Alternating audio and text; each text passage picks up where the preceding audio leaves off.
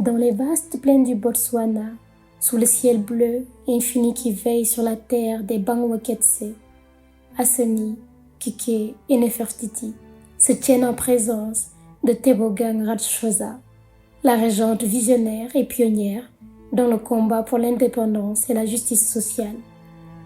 Tebogang Ratchosa, avec une voix emplie de sagesse et de détermination. Née en 1882, je fus la première femme à siéger au Conseil consultatif autochtone du Botswana.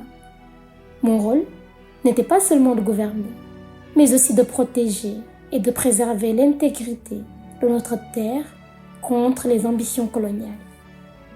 Nefertiti, impressionnée par la stature de Ratchosa et son engagement politique, l'écouta avec respect.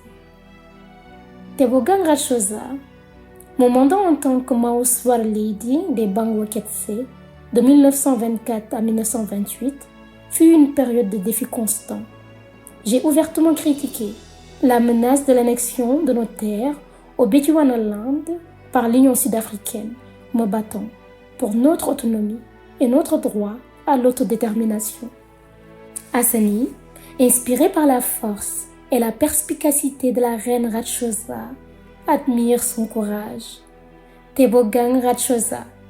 En 1926, lorsqu'une dispute éclata entre les frères Ratchosa et le régent Tshekedi Khama, j'ai offert refuge à leurs épouses, Makhama et Baboni, tout en maintenant une position de neutralité politique. Cela a permis de sauvegarder la paix et de renforcer les liens entre nos peuples. Kike, touché par l'humanité et la diplomatie de Tebogang, comprend la complexité de son rôle. Tebogang Ratchosa, concluant avec une voix qui résonne à travers les âges. Lorsque Paswen II monta sur le trône en 1928, j'ai prononcé un discours en Setswana, soulignant l'importance de la responsabilité du chef envers son peuple. Ce moment n'était pas seulement un tournant dans notre histoire, mais aussi une démonstration de l'art oratoire Setswana et de nos valeurs ancestrales. Alors que le soleil se couche sur le Botswana, Asani, Kike et Nefertiti se retirent, portant en elle l'histoire de Tebogang Ratchosa.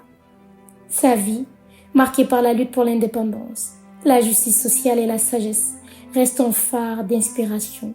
Rappelons que la force d'une nation réside dans son unité, son intégrité et le respect de chaque membre de sa communauté.